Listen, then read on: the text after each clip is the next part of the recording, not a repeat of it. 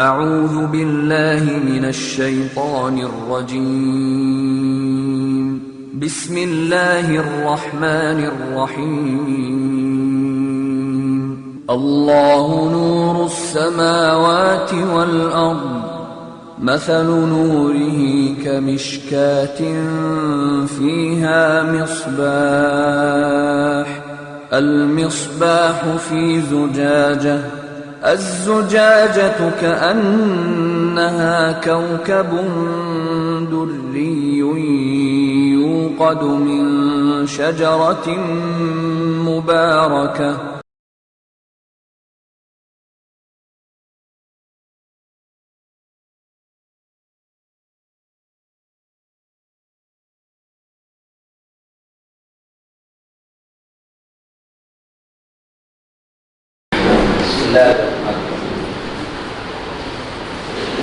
الحمد لله رب العالمين الصلاة والسلام على سيدنا محمد وعلى آله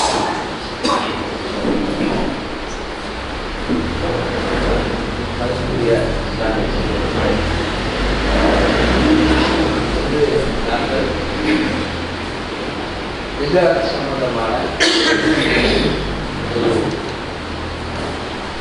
ஆரம்ப விளக்கத்தை சொல்லலானது எது விதத்தாக அமையும் என்று வழங்கப்படுத்தவில்லை. மாற்றமாக விதத்தை எவ்வாறு புரிந்து கொள்ளலாம் என்பதனைத்தான் நாங்கள் இங்கே சொல்கின்றோம். விதத்தாக அமைகின்றவைகள் எவை என்று விளக்குவது மிகவும் விரிவான பெரிய ஒரு பகுதி. அதற்கான நேரம் எங்களுக்கு இப்போது இருக்காது. எனவே அந்த வகையில் நாங்கள் விதத்தாக அமையக்கூடியவைகள் எவை என்பதற்கான வரைவிலக்கணத்தையும் அதற்கான ஒரு விளக்கத்தை மட்டுமே நாங்கள் இங்கே தருவதற்கு முயல்கின்றோம். அத்தோடு பிதஅத் இஸ்லாமிய கண்ணோட்டத்தில், குர்ஆனுடைய சுன்னாவுடைய கண்ணோட்டத்தில் எவ்வளவு பாரதூரமான ஒரு பாவமாக அமைய முடியும் என்பதனையும் தான் நாங்கள் இங்கே தருவதற்கு முயல்கின்றோம். எனவே இந்த வகையில் நாங்கள் ஆரம்பமாக பிதஅத் சம்பந்தமான வரைவிலக்கணம் எவ்வாறு அமையும் என்பதனை வரைவிலக்கணத்தை விளங்குவதற்காக நாங்கள் இஸ்லாத்தை பொறுத்தவரையில் நாங்கள் பொதுவாக இஸ்லாமிய சட்டத்தை அல்லது இஸ்லாத்துடைய சிந்தனைகளை 3 பகுதிகளாக பிரித்து நோக்க முடியும். ஒன்று நம்பிக்கையோடு சார்ந்த பகுதிகள், அல்லாஹ்வை நம்பிக்கை கொள்வதிலிருந்து கலாக்கதிர் வரையிலான 6 நம்பிக்கைகளோடும் சார்ந்த பகுதிகளை இஸ்லாத்துடைய முதலாவது அடிப்படையான பகுதி என்று நாங்கள் சொல்வோம். இரண்டாவது வணக்க வழிபாடுகள் சார்ந்த பகுதி, 5 அல்லது 4 அடிப்படை வணக்கங்களோடும், தொழுகை, நோன்பு, ஜக்காத், ஹஜ் என்ற வணக்கங்களோடும் வேறு சுன்னத்தான வணக்கங்களை, அதாவது திக்ர் அவுராதுகளை, தொழுகையோடு 5 நேர தொழுகையோடு சம்பந்தப்பட்ட சுன்னத்தான வணக்கங்களை, இப்படியான பல வணக்கங்களை நாங்கள் இங்கே சுன்னத்தான வணக்கங்கள் என்று நாங்கள் சொல்வோம். இந்த சுன்னத்தான வணக்கங்கள் இந்த வணக்க வழிபாடுகளின் இன்னொரு பகுதியாக கருதப்படுகின்றது. மூன்றாவது, இந்த 2ம் சாராத நம்பிக்கைகள் அல்லது வணக்க வழிபாடுகள் சாராத முஆமலாத் பகுதி என்று நாங்கள் சொல்வோம். அவற்றில் கொடுக்கல் வாங்கல்கள் அடங்கும். அதாவது வியாபார கொடுக்கல் வாங்கல்கள் அதில் ஒரு பகுதியாகும். திருமணத்தோடு சம்பந்தப்பட்ட சட்டங்களையும் அதில் நாங்கள் சேர்ப்போம். குற்றவியல் சம்பந்தமான பகுதிகளையும் நாங்கள் சேர்ப்போம். இப்படி முஆமலாத் என்பது வணக்க வழிபாடுகள் அல்லாத ஏனைய எல்லாவற்றையும் குறிக்கின்ற ஒரு சொற்பிரயோகமாக இஸ்லாமிய சட்ட அறிஞர்களால் பாவிக்கப்படுகின்றது. இதனை நாங்கள் முஆமலாத் என்று சொல்கின்றோம். இந்த 3 பகுதிகளுடையவும் அடிப்படையான பண்புகள் என்ன என்பதனை இஸ்லாமிய சட்டத்தை வைத்து குர்ஆனுடைய சுன்னாவுடைய ஒளியில் நாங்கள் பார்க்கின்ற போது இம்மூன்று பகுதிகளுடையவும் அடிப்படையான பண்புகளை நாங்கள் விளங்கிக் கொள்வது, இதனை தெளிவாக பித்அத் பற்றிய தெளிவான அறிவுக்கு நாங்கள் வருவதற்கு அவசியமாக அமைக்கின்றது. முதலாவது, நம்பிக்கைகளும் வணக்க வழிபாடுகளும் என்ற பகுதியை நாங்கள் எடுத்துக்கொண்டால், அதில் அந்த பகுதிகளில் மிகவும் அடிப்படையான அம்சம் நம்பிக்கை வணக்க வழிபாடுகள் பகுதி என்பது மனிதனாக உருவாக்கி கொள்வது, மனிதனாக கண்டுபிடிப்பது அல்ல. பூரணமாக அல்லாஹ்வுடைய வழிகாட்டலில் மட்டும், குர்ஆன் சுன்னாவுடைய வழிகாட்டலில் மட்டும் மனிதன் தங்கி இருப்பதுதான் வணக்க வழிபாடுகள் நம்பிக்கைகளில் அடிப்படையாக அமைகின்றது. அல்லாஹ் ஒருவன் இருக்கிறான், அவனுடைய பண்புகள் இவ்வாறு தான் அமைகின்றன. மறுமை நாள் ஒன்று இருக்கிறது, அந்த மறுமை நாளுடைய காட்சிகளும் சுவர்க்கமும் நரகமும் மஹ்ஷர் வெளியும் ஏனைய எல்லா பகுதிகளும் இப்படித்தான் அமைந்திருக்கிறது என்பதனை மனித அறிவினால் ஒருபோதும் சொல்ல முடியாது, கண்டுபிடிக்க முடியாது. அவற்றை நேரடியான அல் குர்ஆன் வசனங்கள் ஊடாக அல்லது சுன்னாவின் ஊடாக மட்டும்தான் மனிதனால் சொல்லவும் ஏற்றுக்கொள்ளவும் முடியும்.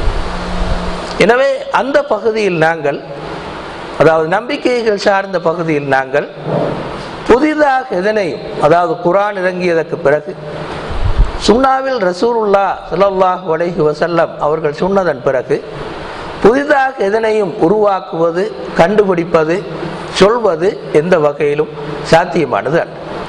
இதே போன்றதுதான் வணக்க வழிபாடு. 5 நேர தொழுகையோ ஏனைய திக்ர் அவுராதுகளோ சுன்னத்தான வணக்கங்களோ, இந்த பகுதிகள் எல்லாம் அல்லாஹ்வும் ரசூலும் எதனை சொல்லி இருக்கிறார்களோ அதனை அப்படியே பின்பற்றுவது தவிர புதிதாக கண்டுபிடிப்பதற்கென்று எதுவும் அதில் கிடையாது. எனவே ஒருவர் இப்படி ஒரு வணக்கம் காணப்படுகிறது என்று நிறுவ வேண்டுமாக இருந்தால் அதற்கான ஆயத்தை அல்லதற்கான ஹதீஸை கொண்டு வந்து காட்ட வேண்டும். ஏனென்றால் புதிதாக ஒன்றை மனிதனால் உருவாக்க முடியாது. எல்லா வணக்க வழிபாடுகளுக்கும் அல்லாஹு தஆலா வழிகாட்டி இருக்கிறான். ரசூலுல்லாஹ் ஸல்லல்லாஹு அலைஹி வஸல்லம் அவர்கள் சொல்லி தந்திருக்கிறார். நம்பிக்கை ஒன்று இப்படி ஒரு நம்பிக்கை இருக்கிறது என்று சொல்ல வேண்டுமாக இருந்தாலும் அதற்கும் நேரடியான ஒரு குர்ஆன் வசனத்தை அல்ல ஒரு ஹதீஸை தான் ஆதாரமாக கொண்டு வர வேண்டும். எனவே புதிதாக ஒரு நம்பிக்கையை, குர்ஆனும் சுன்னாவும் சொல்லாத ஒரு நம்பிக்கையை அல்லது குர்ஆனும் சுன்னாவும் சொல்லாத ஒரு வணக்க வழிபாட்டை மனிதனால் உருவாக்குவது, சொல்வது சாத்தியமானது அல்ல என்பதுதான் வணக்க வழிபாடுகள் என்பதன் அடிப்படையான பண்பாக அமைக்கின்றது. அவ்வாறே நம்பிக்கைகள் என்பதன் அதுவும் அடிப்படையான பண்பாக அமைவது இதுவாகத்தான் இருக்கின்றது.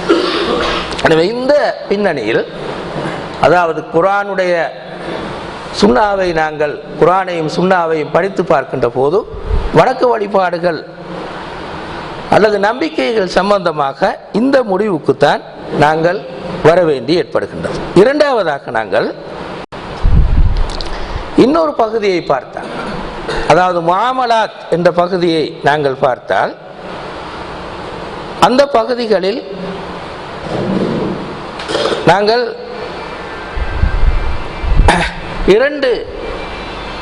ஒரு விஷயத்தை அவதானிக்கின்றோம். ஏற்கனவே சொன்ன வணக்க வழிபாடுகள் நம்பிக்கைகளுக்கு அப்பால் முஆமலாத்தில் வேறொரு விஷயத்தை அவதானிக்கின்றோம். அதாவது அடிப்படையான ஹராம் ஹலால்களுக்கு அப்பால் குர்ஆனும் சுன்னாவும் கொடுக்கல் வாங்கல்களிலும் சரி, ஏனைய நிக்காஹோடு சம்பந்தப்பட்ட பகுதிகளிலும் சரி, குற்றவியல் பகுதியோடு சம்பந்தப்பட்ட பகுதிகளிலும் சரி, சில அடிப்படையான சட்டங்களை சொல்லி இருக்கிறது, அடிப்படையான கொள்கைகளை சொல்லி இருக்கிறது. அது அல்லாத பகுதிகளில், அப்படியான அடிப்படை கொள்கைகளையும் சட்டங்களும் அல்லாத பகுதிகளில் புதிதாக மனிதன் உருவாக்கலாம், கண்டுபிடிக்கலாம் என்பது முஆமலாத்தை பொறுத்தவரையில் அடிப்படையான ஒரு அம்சமாக அமைகின்றது. ரசூலுல்லாஹ் ஸல்லல்லாஹு அலைஹி வஸல்லம் அவருடைய காலத்தில் எவ்வாறு வியாபாரம் செய்தார்களோ அதே அடிப்படையில் தான் வியாபாரம் செய்ய வேண்டும் என்று கிடையாது. ரசூலுல்லாஹி ஸல்லல்லாஹு அலைஹி வஸல்லம் காலப்பிரிவில் என்னென்ன வியாபார ஒப்பந்தங்கள் காணப்பட்டதோ அந்த வியாபார ஒப்பந்தங்கள் தான் மறுமை நாள் வரையில் இருக்க வேண்டும் என்பதும் கிடையாது. ரசூலுல்லாஹ்வுடைய காலப்பிரிவில் எப்படி படித்தார்களோ அப்படித்தான் இன்றும் தொடர்ந்தும் அல்லது மறுமை நாள் வரையும் தொடர்ந்தும் அப்படித்தான் படிக்க வேண்டும் என்பதும் கிடையாது. எனவே இப்படி முஆமலாத் பகுதியில் மனிதன் புதிதாக பலவற்றை உருவாக்குவான், கண்டுபிடிப்பான் என்பதுதான் உண்மையானது. ரசூலுல்லாஹ்வுடைய காலத்தில் குறிப்பிட்ட சில வாகனங்கள் தான் காணப்பட்டன. இப்போதும் அதே வாகனங்கள் தான் தொடர்ந்தும் பாவிக்கப்பட வேண்டும் என்பது கிடையாது. ரசூலுல்லாஹ்வுடைய காலப்பிரிவில் குறிப்பிட்ட சில வியாபார ஒப்பந்தங்கள் தான் காணப்பட்டன. தொடர்ந்தும் அதே வியாபார ஒப்பந்தங்கள் தான் இருக்க வேண்டுமே தவிர புதிதாக வியாபார ஒப்பந்தங்கள் எதுவும் தோன்றக்கூடாது என்பது முஆமலாத்தில் கிடையாது. வணக்க வழிபாட்டில் அதே தொழுகை, அதே திக்ர் அவுராதுகள், அதே வகையான அமைப்புகள் தான் தொடர்ந்து காணப்பட வேண்டும். ஆனால் முஆமலாத்தில் விஷயம் அப்படியானது அல்ல. புதிதாக பல்வேறு வியாபார ஒப்பந்தங்கள் தோன்றுவது சாத்தியமானது. அவை ஹராமா ஹலாலா என்று பார்ப்பது மட்டும்தான் எங்களுடைய வேலையாக அமையும். எனவே அந்த வகையில் முஆமலாத் பகுதியில் நாங்கள் புதிதாக உருவாக்க முடியும், மனிதன் புதிதாக கண்டுபிடிக்க முடியும் என்ற உண்மையை முஆமலாத் பகுதியில் நாங்கள் ஒத்துக்கொள்ள முடியும்.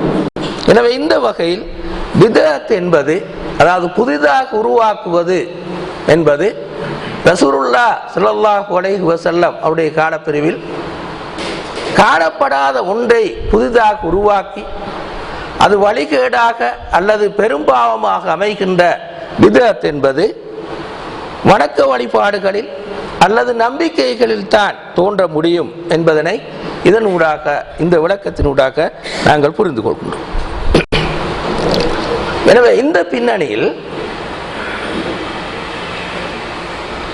பித்அத்துக்கு நாங்கள் வரைவிலக்கணம் சொல்கின்ற போது இமாம் ஷாத்திபி அவர்கள் அல்-இஅ்திஸாம் என்ற புத்தகத்தில் சொல்கின்ற வரைவிலக்கணம் தான் மிகவும் அங்கீகரிக்கக்கூடியதாக அமைகின்றது.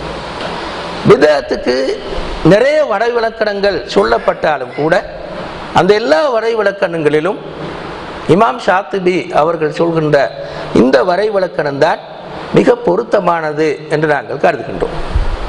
இங்கு எல்லா வரைவிலக்கணங்களையும் எடுத்து அவற்றை ஆராய்ந்து எப்படி இமாம் ஷாத்திபியின் வரைவிலக்கணம் மிகவும் சரியாக அமைகின்றது என்று சொல்வதற்கு எங்களுக்கு நேரம் போதாது. எனவே நாங்கள் இங்கே இமாம் ஷாத்திபியுடைய வரைவிலக்கணத்தை மட்டும் சொல்வதற்கு முயல்கின்றோம். இமாம் ஷாத்திபி சொல்கிறார்கள், மார்க்கத்தில் புதிதாக தோற்றுவிக்கப்படுகின்ற ஒரு வழிமுறை பித்அத் என்பது மார்க்கத்தில் புதிதாக தோற்றுவிக்கப்படுகின்ற ஒரு வழிமுறை. அதாவது ரசூலுல்லாஹி ஸல்லல்லாஹு அலைஹி வஸல்லம் காலத்துக்கு பிறகு மார்க்கத்தில் புதிதாக தோற்றுவிக்கப்படுகின்ற ஒரு வழிமுறை பித்அத். அது ஷரியாவுக்கு ஒப்பாக கொள்ளப்பட்டு கடைபிடிக்கப்படுவதன் மூலம் அல்லாஹ்வை வணங்கலில் தீவிரம் காட்டுதல் நோக்கமாக கொள்ளப்படுகின்றது. பித்அத் என்பது என்னவென்றால், முதலாவது அது ரசூலுல்லாஹ்வுடைய காலத்தின் பின்னர் புதிதாக தோற்றுவிக்கப்படுகின்ற ஒரு வழிமுறை. இரண்டாவது, ஷரியாவுக்கு ஒப்பானதாக அதனை கடைபிடிப்பவர்கள் கருதுகின்றார், அல்லது ஷரியாவாக அதனை கடைபிடிப்பவர்கள் கருதுகின்றார். மூன்றாவது, இந்த பித்அத்தை கடைபிடிப்பதன் ஊடாக அல்லாஹ்வை தீவிரமாக வணங்க முடியும், வணக்க வழிபாட்டில் கூடுதலாக ஈடுபட முடியும் என்று அந்த பித்அத்தை கடைபிடிப்பவர்கள் கருதுகின்றார். இந்த மூன்று பண்புகளும் பித்அத்திலே காணப்படும் என்பது இமாம் ஷாத்திபியுடைய கருத்தாக அமைகின்றது. இப்போது நாங்கள் இதனை விரிவாக பின்னால் பார்ப்போம். இந்த வரைவிலக்கணத்தை ஓரளவு விரிவாக பார்ப்போம். முதலாவது, இந்த கருத்தை விளக்குவதாக இந்த ஹதீஸ் அமைக்கின்றது. மன் அஹ்தஸ ஃபீ அம்ரினா ஃபீ தீனினா மா லைஸ மின்ஹு ஃபஹுவ ரத்து. எங்களுடைய மார்க்கத்தில் யார் புதிதாக எதனையும் தோற்றுவிக்கிறாரோ, எங்களுடைய மார்க்கத்தில் அதில் இல்லாத ஒன்றை புதிதாக யார் தோற்றுவிக்கின்றாரோ அது நிராகரிக்கப்பட்டதாக, மறுக்கப்பட்டதாக அமைகிறது என்று ரசூலுல்லாஹ் ஸல்லல்லாஹு அலைஹி வஸல்லம் சொன்னார். இந்த கருத்தை தான் ஏற்கனவே அந்த வரைவிலக்கணம் எங்களுக்கு சொன்னது.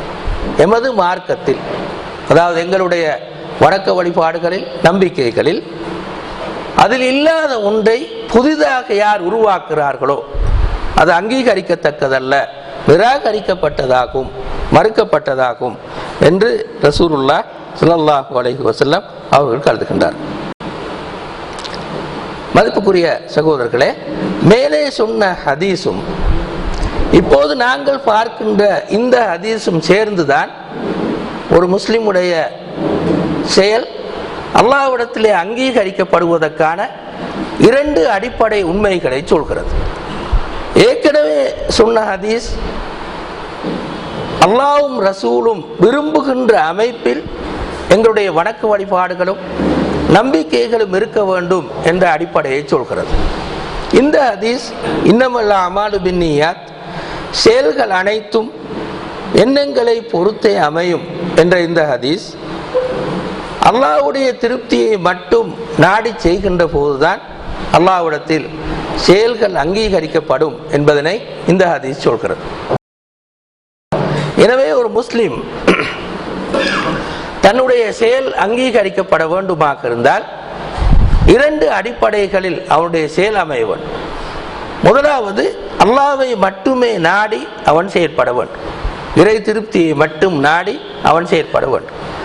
இரண்டாவது, ஷரியத் விரும்புகின்ற அமைப்பில் அல்லது ஷரியத் காட்டி தந்த அமைப்பில் அல்லாஹ்வும் ரசூலும் எப்படி தொழ வேண்டும் என்று, எப்படி வணக்க வழிபாடுகளில் ஈடுபட வேண்டும் என்று, எப்படி நம்பிக்கைகள் வைக்க வேண்டும் என்று சொல்லி இருக்கிறார்களோ அதே அமைப்பை பேணியதாக அந்த முஸ்லிமுடைய நம்பிக்கை, அந்த முஸ்லிமுடைய வணக்க வழிபாடுகள் அமைய வேண்டும்.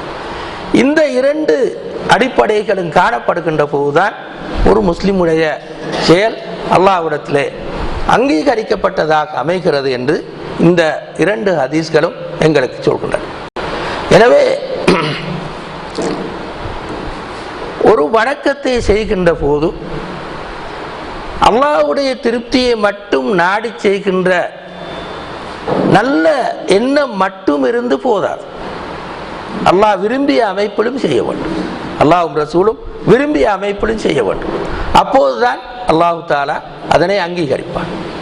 நான் இதனை அல்லாஹ்வுக்காகத்தான் செய்கிறேன் என்ற நல்லெண்ணம் மட்டும் இருந்து போதாது, அல்லாஹ்வும் ரசூலும் சொன்ன அமைப்பில் செய்யவும் வேண்டும். அதே போன்று அல்லாஹ்வும் ரசூலும் சொல்கின்ற அமைப்பில் தான் நான் செய்கிறேன் என்று மட்டும் இருந்து போதாது, அல்லாஹ்வை மட்டும் நாடி இறை திருப்தியை மட்டும் எதிர்பார்த்து செய்பவனாகவும் அவன் இருக்க வேண்டும். இந்த இரண்டும் சேர்க்கின்ற போதுதான் அல்லாஹ்விடத்திலே அது அங்கீகாரம் பெற்றதாக மாறுகின்றது. எப்போது இறை திருப்தியை நாடாது அல்லது நாடி இன்னொருவருடைய திருப்தியை எதிர்பார்த்து செய்தால் அது முகஸ்துதி என்ற சின்ன ஷிர்காக மாறும். அவ்வாறே இறை திருப்தியை நாடினாலும் அல்லாஹ்வும் ரசூலும் காட்டிய அமைப்பில் செய்யாவிட்டால் அந்த வணக்க வழிபாடு பாவத்தை தேடி தருகின்ற பித்அத்தாக மாறும். எனவே ஒரு பக்கம் முகஸ்துதியாக மாறும், அல்லாஹ்வுடைய திருப்தியை மட்டும் எதிர்பார்க்காத போது ரசூலுல்லாஹ் ஸல்லல்லாஹு அலைஹி வஸல்லம் அவர்கள் ஒப்பிட்டு சொன்ன ஷிர்க்குக்கு ஒப்பான முகஸ்துதியாக மாறும், அல்லது பித்அத்தாக மாறும். இந்த இரண்டு விட இந்த ஹதீஸ் ரெண்டும் சொல்கின்ற அந்த கருத்தை பின்பற்றாத போது அது ரியாவாகவோ முகஸ்துதியாகவோ அல்லது பித்அத்தாகவோ மாற முடியும் என்ற உண்மையைத்தான் இந்த இரண்டு ஹதீஸும் சேர்ந்து எங்களுக்கு சொல்கின்றன. எனவே ஒரு முஸ்லிம் தன்னுடைய வணக்க வழிபாடுகளை, தன்னுடைய நம்பிக்கைகளை பொறுத்தவரையில் இந்த இரண்டு அடிப்படையும் இருக்கிறதுவா என்பதனை மிகவும் கவனமாக அவதானிப்பதற்கு கடமைப்படுகின்றார். எனவே இந்த பின்னணியில் தான் நாங்கள் பிதஅத் என்பது மிகவும் முக்கியமான கருத்தாக ஒவ்வொரு முஸ்லிமும் புரிந்து கொள்ள வேண்டிய கருத்தாக இருப்பதனால் அதனை மட்டும் இங்கே நாங்கள் நோக்குகின்றோம். நாங்கள் ஏற்கனவே சொன்ன அந்த விளக்கங்களின்படி மார்க்கம், அதனுடைய அனுஷ்டானங்கள், வணக்க வழிபாடுகள், நம்பிக்கைகள், இந்த பகுதியில் தான் பிதஅத் தோன்ற முடியும் என்பதனை இங்கே நாங்கள் ஏற்கனவே சொன்ன விளக்கங்களிலிருந்து புரிந்து கொள்ள முடியும். இங்கு நாங்கள் இப்படி சொல்கின்ற போது பல விஷயங்களை இங்கு அவதானிக்க வேண்டியவர்களாக அமைக்கின்றது. முதலாவது விஷயம், அதாவது பிதஅத் என்பது மார்க்க அனுஷ்டானங்களிலும் நம்பிக்கைகளிலும் தான் தோன்றும் என்று சொல்கின்ற போது நாங்கள் இங்கே சில விஷயங்களை அவதானிக்க கடமைப்படுகின்றோம். அதில் முதலாவது விஷயம், ஒரு குறிப்பிட்ட விஷயத்தை இது சுன்னாதான் என்று உறுதிப்படுத்திக் கொள்ள வேண்டும். அப்படி என்றால் ரசூலுல்லாஹ் ஸல்லல்லாஹு அலைஹி வஸல்லம் அவர்கள் எந்த விடயங்களை வணக்கம் என்ற அடிப்படையில் செய்தார்களோ அவைதான் சுன்னாவாக மாறும். ரசூலுல்லாஹ்வுடைய செயல்களில் இந்த குறிப்பிட்ட செயல்களை ரசூலுல்லாஹ் ஸல்லல்லாஹு அலைஹி வஸல்லம் அவர்கள் வணக்கம் என்ற அடிப்படையில் செய்திருக்கிறார்கள் என்பதனை நாங்கள் உறுதிப்படுத்தினால்தான் அது சுன்னா என்று அமையும். இதனை கொஞ்சம் விளக்கமாக நாங்கள் சொன்னால், நீண்ட தூரம் விளக்குவது கஷ்டம் என்பதனால் கொஞ்சம் விளக்கமாக நாங்கள் சொன்னால், உதாரணமாக இதுக்கு நிறைய உதாரணங்கள் இருக்கும். அவற்றை விரிவாக விளக்குவது நேரத்தை மிச்சம் கூடுதலாக எடுத்துவிடும். எனவே நாங்கள் உதாரணத்துக்கு 1-2 மட்டும் இங்கே சொல்கின்றோம். ரசூலுல்லாஹ் சாப்பிட்டவைகள், ரசூலுல்லாஹ் குறிப்பிட்ட சில விஷயங்களை, சில பொருட்களை விருப்பமாக சாப்பிட்டார்கள். உதாரணமாக ஆட்டுடைய சந்து பகுதியை ரசூலுல்லாஹ் விருப்பமாக சாப்பிட்டார்கள். தேனை ரசூலுல்லாஹ் விரும்பி சாப்பிட்டார்கள். ரசூலுல்லாஹ் உடுப்பவற்றில் விருப்பமாக உடுத்தார்கள் வெள்ளை உடையை. அதிலும் ஷேட்டை தான், கமீஸ், அஹபு தியாபி இலைஹில் கமீஸ், ஷேட்டை தான் ரசூலுல்லாஹ் அதிகமாக விரும்பினார்கள் என்று ஹதீஸ்களில் வந்திருக்கிறது.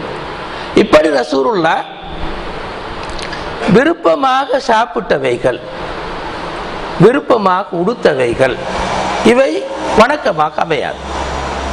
இவையெல்லாம் எல்லா மனிதர்களுக்கும் உள்ள இயல்பான பண்புகள். குறிப்பிட்ட ஒரு பொருளை விருப்பமாக சாப்பிடுவது, குறிப்பிட்ட ஒரு உடையை விருப்பமாக கொடுப்பது, இது மனிதன் என்ற வகையில் மனிதனிடத்திலே காணப்படுகின்ற இயல்பான பண்பு. எனவே ரசூலுல்லாஹ்வுடைய செயல்களில் எவை வணக்கம் என்று கருதி ரசூலுல்லாஹ் செய்திருக்கிறார்கள் என்பதனை அவதானித்து அவைதான் சுன்னாவாக அமையும். அப்படி இல்லாமல் உதாரணமாக ரசூலுல்லாஹ் ஒட்டக இறைச்சியை சாப்பிட்டார்கள், எனவே நாங்களும் ஒட்டக இறைச்சியை சாப்பிடுவது சுன்னா என்று சொல்வது அல்ல. அப்படி ரசூலுல்லாஹ் குறிப்பிட்ட ஒரு உடையை விரும்பி உடுத்தார்கள், எனவே அந்த உடையை உடுப்பது சுன்னா என்று நாங்கள் சொல்வது கிடையாது. எனவே இந்த அடிப்படையில் ரசூலுல்லாஹி ஸல்லல்லாஹு அலைஹி வஸல்லம் அவர்கள் சுன்னா என்ற அடிப்படையில் இதனை செய்தார்கள் என்பதனை உறுதிப்படுத்திக் கொள்வது பிதஅத்தை விளங்குவதற்கு அவசியமாக அமைக்கின்றது. அதே போன்று அடுத்ததாக நாங்கள் இரண்டாவதாக கவனிக்க வேண்டியது,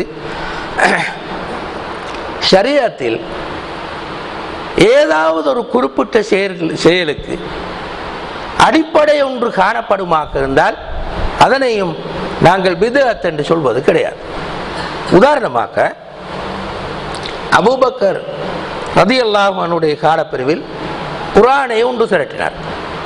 அதாவது பல சஹாபாக்களிலே பிரிந்திருந்து நிறைய சஹாபாக்கள் ரசூலுல்லாஹி ஸல்லல்லாஹு அலைஹி வஸல்லம் அவர்கள் குர்ஆன் இறங்கிய போது பக்கத்திலிருந்து எழுதினார். அப்படி பலரிடத்தில் காணப்பட்ட குர்ஆனை அபூபக்கர் ரலியல்லாஹு அன்ஹுடைய காலப்பிரிவில் ஒன்று திரட்டினார். இந்த செயற்பாடு ரசூலுல்லாஹி ஸல்லல்லாஹு அலைஹி வஸல்லம் காலப்படவில் காணப்படவில்லை.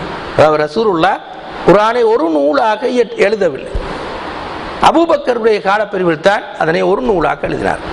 இப்போது நாங்கள் இதனை பிதஅத் என்று சொல்வதில்லை. ஏன்? குர்ஆனை அப்படி பாதுகாக்க வேண்டும் என்பது குர்ஆனிலேயே சொல்லி இருக்கின்ற ஒரு விஷயம். நாங்கள் தான் இந்த குர்ஆனை இறக்கினோம், நாங்களே அதனை பாதுகாப்போம் என்று அல் குர்ஆனை சொல்லியிருக்கிறது. குர்ஆனை எழுதி பாதுகாக்க வேண்டும் என்ற அடிப்படையில் தான் ரசூலுல்லாஹ் ஸல்லல்லாஹு அலைஹி வஸல்லம் அவர்கள் குர்ஆன் இறங்குகின்ற போதெல்லாம் சுத்தி பல சஹாபாக்களை வைத்துக் கொண்டு எழுதி வந்தார்கள். எனவே இப்படி எழுதி பாதுகாக்க வேண்டும் என்பது அடிப்படையாக குர்ஆனும் சுன்னாவும் காட்டிய ஒரு வழிமுறையாக அமைகிறது. எனவே அபூபக்கருடைய காலப்பிரிவில் அதனை பாதுகாப்பதற்கு மேலும் ஒரு படி மேலால் சென்றார்களே தவிர புதிய ஒரு விஷயத்தை ஆரம்பிக்கவில்லை. எனவே அது பிதஅத்தாக மாட்டாது என்பது இதிலிருந்து தெளிவாகின்றது. அதே போன்று உமர் ரலியல்லாஹு அன்ஹுடைய காலப்பிரிவில் தராவி தொழுகையை ஒரு இமாமின் கீழ் நின்று தொழுகின்ற அமைப்பை ஏற்படுத்தினார். ரசூலுல்லாஹ் ஸல்லல்லாஹு அலைஹி வஸல்லம் காலப்பிரிவில் அது காணப்படவில்லை. அபூபக்கர் ரலியல்லாஹு அன்ஹுடைய காலப்பிரிவிலும் அது காணப்படவில்லை. ஆனால் உமர் ரலியல்லாஹு அன்ஹு அவர்கள் ஒரு குறிப்பிட்ட இமாமை நியமித்து, உபய் இப்னு கஅப் என்ற சஹாபியை நியமித்து அவருக்கு பின்னால் நின்று தொழுமாறு ஒரே இமாமை நியமித்தார். அபூபக்கருடைய காலப்பிரிவில் ஒரே பள்ளியில் மஸ்ஜிது நபவியில் உதாரணமாக பல இமாம்களுக்கு பின்னால் நின்று தொழுகின்ற அமைப்பு காணப்பட்டது. அதனை இல்லாமல் செய்து ஒரே இமாமுக்கு பின்னால் நின்று தொழுகின்ற அமைப்பை உமர் இப்னுல் கத்தாப் ரலியல்லாஹு அன்ஹு அவர்கள் தோற்றுவித்தார். இதுவும் பித்அத் அல்ல, இதுவும் புதிதாக தோற்றுவிக்கப்பட்ட ஒன்றல். ஏனென்றால் இந்த கியாமுல் லைல் தொழுகையை பற்றி வருகின்ற ஹதீஸ்களை நாம் புகாரியில் படித்து பார்க்கின்ற போது ரசூலுல்லாஹ் ஸல்லல்லாஹு அலைஹி வஸல்லம் அவர்கள் நோன்பு காலங்களில் பள்ளியில் வந்து நீண்ட நேரம் தொழுவதை அவதானித்த சஹாபாக்கள் ரசூலுல்லாஹ்வுக்கு பின்னால் வந்து நின்றார். இரண்டாவது நாள் அதனை விட கூடுதலான ஒரு தொகை வந்து நின்றார். மூன்றாவது நாள் அதனை விடவும் அதிகமான தொகை வந்து நின்றார். நாலாவது நாள் ரசூலுல்லாஹி ஸல்லல்லாஹு அலைஹி வஸல்லம் அவர்கள் பள்ளிக்கு வராமல் விட்டு விட்டார். சஹாபாக்கள் நின்று நின்று பார்த்தார்கள், ரசூலுல்லாஹ் வரவில்லை. அடுத்த நாள் விசாரித்த போது ரசூலுல்லாஹ் சொன்னார்கள், நீங்கள் இப்படி வந்தால் இந்த தொழுகை உங்களுக்கு கடமையாக்கப்பட்டு விடுமோ என்று நான் பயந்தேன், எனவேதான் நான் வரவில்லை என்று ரசூலுல்லாஹ் சொன்னார்கள். எனவே இப்படி ஒரு இமாமுக்கு பின்னால் நின்று தொழுவது ஆகும். ஏன் ரசூலுல்லாஹ் அப்படி தொழாமல் விட்டார்கள் என்றால் இது கடமையாக்கப்பட்டு விடும் என்ற பயத்தினால் தான் ரசூலுல்லாஹி ஸல்லல்லாஹு அலைஹி வஸல்லம் அவர்கள் தொழாமல் விட்டார்கள். எனவே ரசூலுல்லாஹி ஸல்லல்லாஹு அலைஹி வஸல்லம் மரணித்ததன் பிறகு அந்த பயம் இல்லாமல் போய்விட்டது. இனி வஹி இறங்க மாட்டாது, சுன்னத்தான ஒரு தொழுகை ஃபர்தாக மாட்டாது. எனவே அபூபக்கருடைய காலப்பிரிவில், உமருடைய காலப்பிரிவில் ஒரு இமாமுக்கு பின்னால் அந்த தொழுகையை ஏற்பாடு செய்தமை ஒரு புதிய ஒழுங்கு அல்ல, ரசூலுல்லாஹ்வுடைய காலத்திலேயே காணப்பட்ட ஒழுங்காகத்தான் அமைகின்றது. எனவே அந்த வகையில் இப்படி ஷரியத்தில் ஒரு அடிப்படை காணப்படுமாக இருந்தால் அது பித்அத்தாக அமைய மாட்டாது என்பது இதிலிருந்து எங்களுக்கு தெளிவாக அமைகின்றது. எனவே இந்த வகையில் மார்க்க பகுதியில், அதாவது ஷரியத்தில் எந்த விதமான அடிப்படையை மற்று முற்றிலும் புதிதாக உருவாகுபவைகள் தான் பித்அத் என கணிக்கப்படுகின்றன. அது நம்பிக்கைகளாயும் சரி அல்லது வணக்க வழிபாடுகளும் சரி, முழுமையாக புதிதாக ஒன்றை உருவாக்கினால் அதுதான் பித்அத்தாக அமைகின்றது என்பது இதிலிருந்து தெளிவாக்கின்றது. ஏற்கனவே சொன்ன வரைவிலக்கணத்தில் முதலாவது பகுதியைத்தான் நாங்கள் இப்போது பார்த்தோம். அதாவது மார்க்கத்தில் முற்றிலும் புதிதாக தோன்றுகின்ற ஒரு வணக்க வழிபாடு அல்லது நம்பிக்கை தான் பித்அத் என்று சொல்றோம். புதிதாக தோன்றுவது என்றால் மார்க்கத்தில் ஷரியத்தில் எந்த அடிப்படையை மற்று முற்றிலும் புதிதாக உருவாக்குவதனைத்தான் நாங்கள் பித்அத் என்று சொல்கின்றோம் என்பதனை ஏற்கனவே சொன்னோம். இப்போது நாங்கள் அந்த வரைவிலக்கணத்தின் அடுத்த பகுதிக்கு வந்தால் ஷரியத்துடைய வழிமுறையை ஒத்திருத்தல் என்று அந்த வரைவிலக்கணத்தின் அடுத்த பகுதி சொல்கிறது. அதாவது உருவாக்கப்படுகின்ற பித்அத்துக்கு அடிப்படை எதுவும் இல்லாவிட்டாலும் கூட ஷரியத்தின் வழிமுறையை ஒத்ததாக அந்த குறிப்பிட்ட பித்அத் அமையும். அப்போதுதான் மக்கள் அதனை அங்கீகரிப்பார்கள். அதன் காரணமாகத்தான் மக்கள் இதுவும் ஒரு வணக்க வழிபாடு என்று ஏமாறுகிறார்கள். ஒரு சலவாத்தாக, ஒரு தொழுகையாக, ஒரு திக்ராக, ஒரு பரக்கத்தை தருகின்ற விஷயமாக விதத்தை செய்பவர்கள் அதனை மக்களுக்கு அறிமுகப்படுத்துகிறார். இந்த குறிப்பிட்ட இது ஒரு வணக்கம், இது ஒரு சலவாத்து, இது ஒரு திக்ரு, இதனை செய்வதனால் இப்படி பரக்கத்து வரும், இன்னின்ன நன்மைகள் வரும் என்று ஷரியத்தை எப்படி அறிமுகப்படுத்துவோமோ